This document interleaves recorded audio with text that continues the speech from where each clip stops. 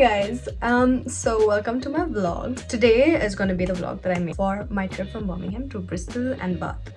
It was a 2-day trip and I had actually initially decided this for my birthday. I need something that's shorter, sweeter, easier, more convenient, less stressful. So I decided to go to Bristol and Bath. I am going to speak about everything that I did there, what was the cost, where did I stay, and what my experience was as a solo female traveler for the first time. Never done this before.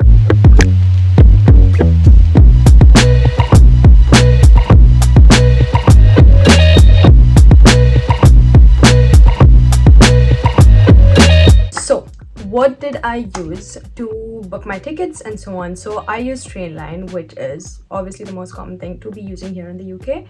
I got a train from Grand Central in Birmingham and went to Bristol first.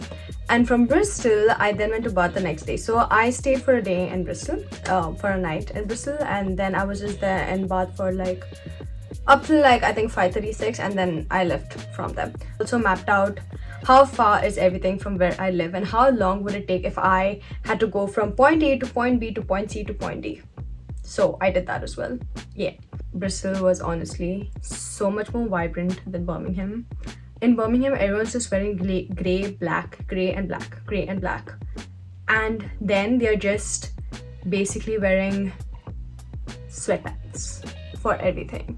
You go to church, you see people in sweatpants and a hoodie. You go to a pub, you see people in sweatpants and a hoodie. You go to the mall, sweatpants and a hoodie. It's so ew. I honestly, like, I mean, you people do you, okay? But do hundreds of people have to do you at the same time? Huh?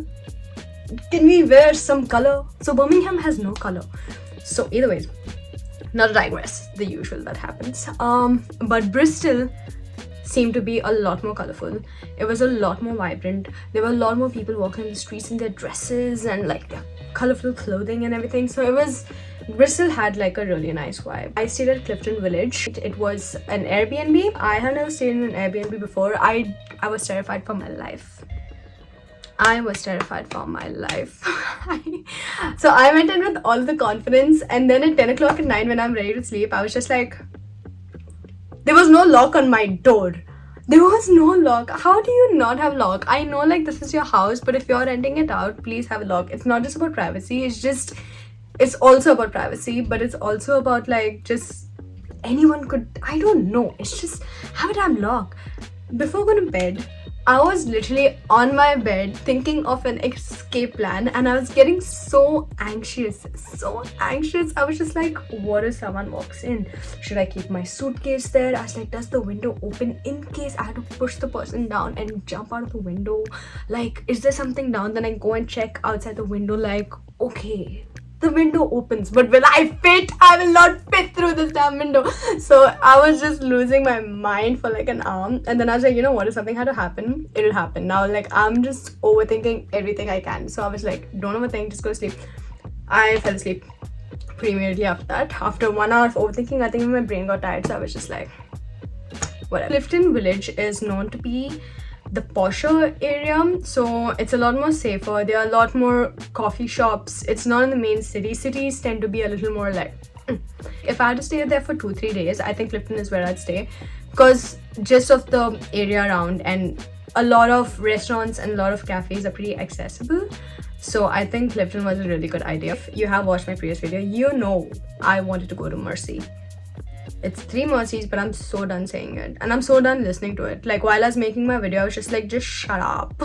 Somebody please put some tape on my mouth, because this is I'm gonna sound so annoying, and that's why I had to make a game out of it in my previous video. But I was supposed to go there, but I came across Sherry's and I had the Turkish coffee and the baklava there. Then I still went to Mercy's and I had cortado. I loved both the cafes. They were really cutesies. I love cafes. I'm a sucker for cafes. I could just sit in a cafe, read a book, do my vlogs, whatever. I've done a lot of that in cafes. Then I went for lunch at Magari.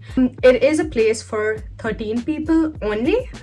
It's in one of those cargo containers that go on ships, so it's a really compact place. Now I did do research, but clearly not enough. Also, I think it was my overconfidence that took over, because people were like, make sure you book and you go, because you know it's a pretty popular place and it's compact, you may not get a seating. And I was like, oh no, I'm going on Wednesday, I'm gonna get a seating, I'm going for lunch, like no one's gonna come during lunch.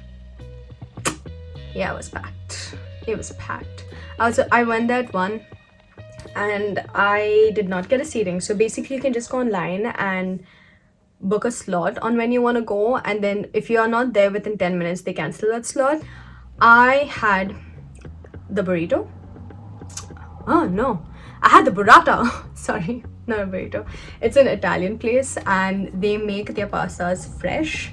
So they make it from scratch and they cook it on the spot, and it's pretty authentic to apparently what Italy serves as pasta. I had the carbonara, and I just had some wine. I had the tiramisu at the end. Oh my god, chef's kiss. I really think Magari was worth it. When I went back, on my way back, I came across this hot chocolate place called Knoops. Knoops. Knoops? I don't know. It was the absolute best hot chocolate I've had. Dude, I kid you not. I don't know where they get their chocolate beans from. I genuinely do not know. But it was so good. Like, I could not stop sipping. And you know, the cream on top, it was not plain whipped cream. It had like a pistachio sort of essence to it. You know, and it was so creamy. And it was not like, you know, it's not cheap. You know that cream is expensive as shit. So good, so good. And then they put like, you know, the kanafa, the vermicelli, they put that on top. So it had like crisp as well. It's from Bristol to Bath, it's only 10 minutes. And I just booked my ticket on spot. I only left by like 9:45, 10 or whatever. And the best thing with the Airbnb is I did not have to interact with anyone at all. When he first met me, he's like, you don't need to let us know when you're gonna leave. Just leave. I was like, oh, okay. Fine. So it's like I got the welcome and I got the get lost as well. Bath made me feel like I was in it made me feel like I was in UK. You get what I mean? Like, especially when you come from Birmingham and you see, like, you're just like, wait a damn minute, where the hell did I end up, you know? And then you go to Bath and you're just like, this is beautiful. Bath is a really small, it's really small. It gave me Bridgerton, it gave me Jane Austen, it gave me Pride and Prejudice. It was really beautiful. The buildings, the vibe, the streets, it was exactly like how you'd see in this really historical movies, or I don't even know if I'm saying that right, but there was so much. You could feel the history in Bath. You could feel like, oh, this is what like UK looked like in the past. Like it made me feel like, oh, I am in the UK, I am in Europe now, you know. Like it was absolutely stunning. So there were a few things that I want to do in Bath. One was just obviously explore the place. It's a really tiny place. It does not take too much time to explore. And I also wanted to spoil myself for my birthday, so I went for a thermal spa.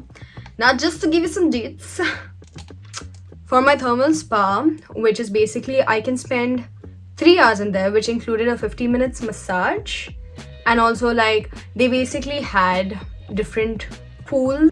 They had a pool on the roof, and then they had a pool down on the ground floor. They are known for their thermal baths, right? Like they have their water coming from the earth and whatever. You have access to these two pools, and then you have different sensory saunas. So you have your ice sauna, you have like your cooling sauna, and then you have your heat sauna, and then you have the smoky heat sauna, and you know, a lot of these things. So it's a lot of people there. It's a lot of couples. So everyone's a couple basically. I don't think, and maybe I saw like a few females who came by themselves, but that's about it. I did go for the massage first. Now look, I've been for massages before, and this, I did not think the massage was worth it. The person who massaged me probably did do a good job, but she was just talking way too much. And my people pleaser ass could not tell her like, hey, can you not? It's a massage. Like, don't speak, and the lights were on, and I didn't know how to like stop her from speaking, because I was just responding with like and she's still going on. I was like, either I can ask her to like stop talking, which I cannot, guys. I'm a people pleaser, okay? Like I felt so bad. I was like, if I tell her, like, she seemed so naive and sweet at the same time, but I was just like, how do you not know that this is, as a professional, I just felt like this is something that is known. Like, it's a massage. You're just supposed to play some music, light some candles, and then just not talk and just massage the shit out of me, you know? So I think that's something that I definitely did enjoy. My mistake that I couldn't tell her, like, hey, can you stop? But also I just could not. Like, I just could not. I was in too much of a good mood. If I was in a bad mood, I'd probably say it. But like, I was in a good mood, and I was like, I don't know if I want to spoil someone else's mood, so I will just like stay here and suffer.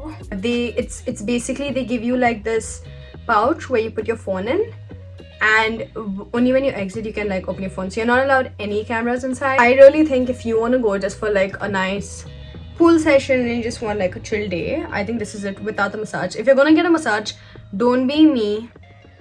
If someone's talking too much, just be like, hey, I would really like you to please. The first place that I went to eat was at Sally Lunds, or Lunds. Sally, we'll just call her Sally. It's apparently one of the most historic buildings in Bath. It was built in the 1400s. And Sally is basically someone who is a French refugee who fled from France to the UK in 1600s. And she came and stayed at this place as a refugee, and she would bake these buns. Bruh. These buns, I don't know how she's been baking them. Apparently, obviously the recipe for the buns is still a very big secret. I went there, asked them what to have, and they made me have the lemon curd. Yeah, the lemon curd on the bun with like normal coffee. Best thing I ever had. It was so good. And I don't like bread and jam. I don't. And I just have it if I want to have something sweet. Like, I'll probably have like a bread and jam. But this was so good. The bread was basically a cloud in my mouth. Cloud in my mouth. Japanese pancakes, who are thou, bruh? This was where you're supposed to go. I even took one of the breads back home, and my sister's like, what is this magic? And I was like, Sally's Lunds. That does not sound right. Everyone that I know, no, nobody that I know, it was just TikTok, that was basically raving about this place. And they have like your sandwiches in buns. It's not a restaurant, it's just like you grab and go sorts of. It's just like a bun with like a whole slice of like, so I had a pork bun. They had like some sauce in it, very little sauce. I would have liked more sauce. And then they had like this thick ass pork sirloin or whatever, and then the fat of the pork was just there, and the top was crispy. So with every bite there was like the appropriate amount of fat bursting in my mouth with the appropriate amount of crisp. And then there was like rocket leaves with sauce and bread. This was a good place. Then I had like a basic Americano on the side. This was good.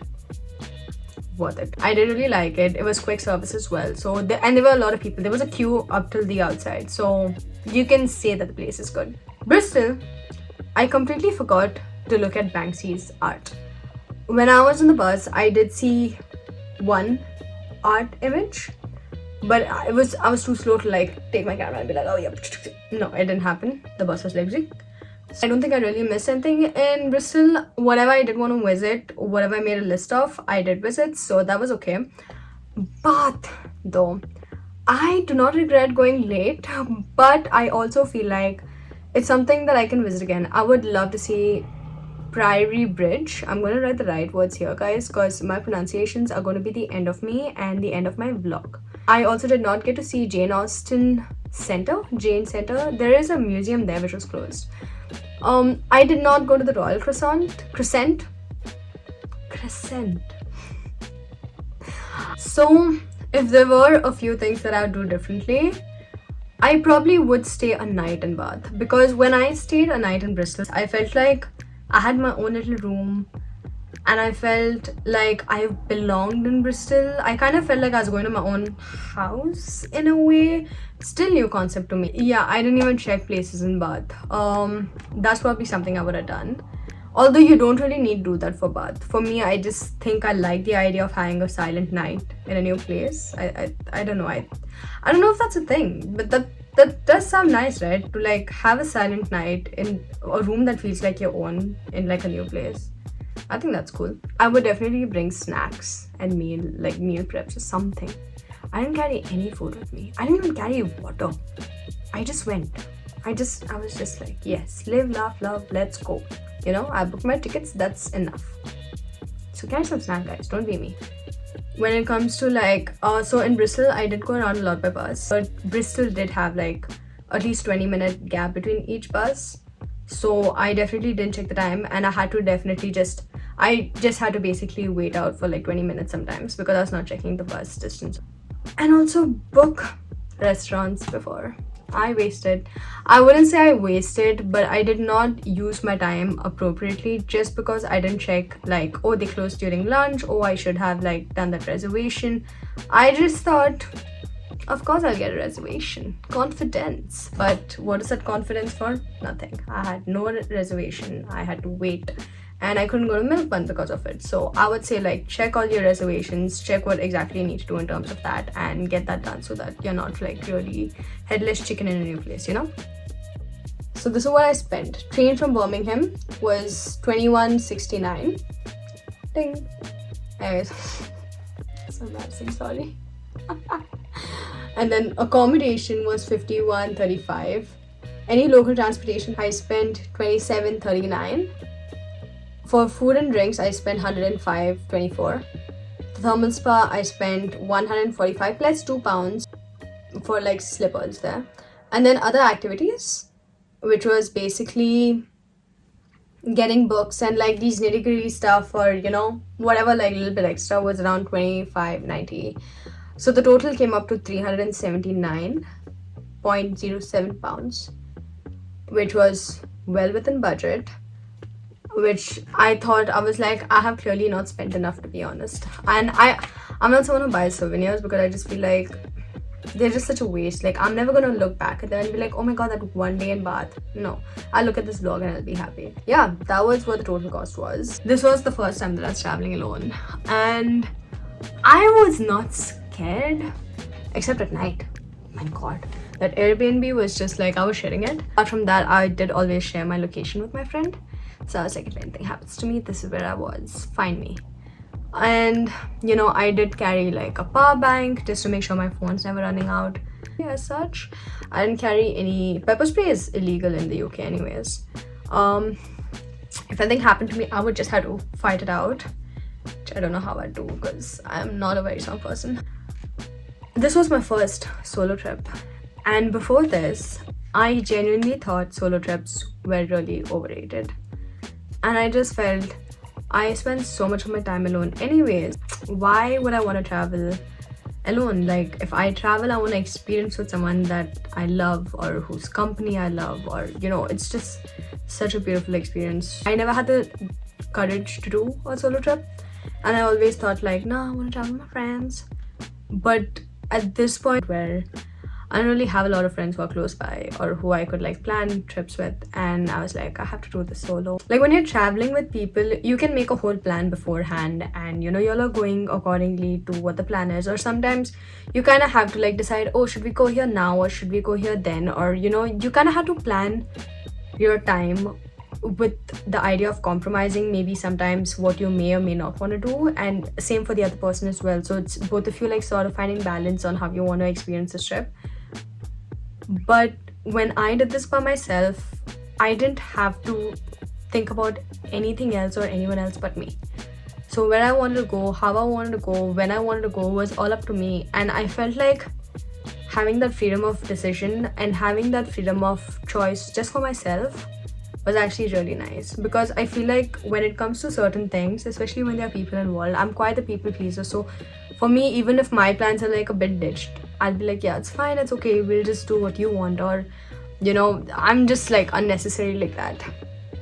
So this felt very liberating. So if you're someone who just goes with the flow because you're like someone who just doesn't mind, thinks they don't mind compromising, I think solo trip is definitely for you. I didn't have to compromise, and it just, my friend put it this way, like, it's not performative. You don't need to like always be up, and it's just such a thoughtless process of like just doing things that you like and you enjoy. So I think it really I felt it was such a liberating feeling, and I definitely would recommend it 100%. It really sucks that as women we definitely have to think way beyond for our safety and just be worried about certain things, and you know, it's, you're still alone at the end of the day, and that is still a fear in me. So like, because it was the UK, it was fine because I've been here for a while now, but if I had to travel outside the UK, I'd still be scared. But I don't think I will not do it. Like, I definitely would do it. I really feel like it's something that every girl should do, especially if they are able to and it's a possibility. Just go for it. Yeah, that was my experience with my solo trip. I would 100% recommend. It's definitely something that everyone should do. It's not just for the girlies, it's obviously also for the guys, but like, because I'm speaking for the girlies here now, I definitely think you should do it. So that is the end of my video. I thank you for watching. This is the first time that I've actually made a video in this format. I know I did my thrifting video, but this is my second video. Then it's almost the same thing, but I really think thank you for watching. That's what I'm trying to say. I do hope that you do get something useful from this video, and I do hope you do sort of get the courage to go on a solo trip if that's what you're thinking. I didn't have it.